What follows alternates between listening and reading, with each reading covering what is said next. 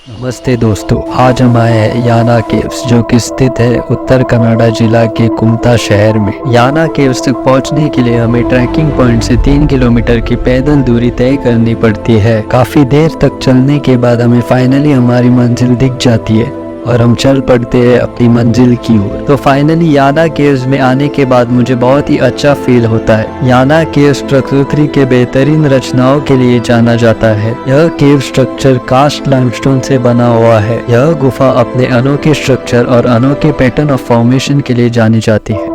Please do visit this place with your friends and family. Thank you.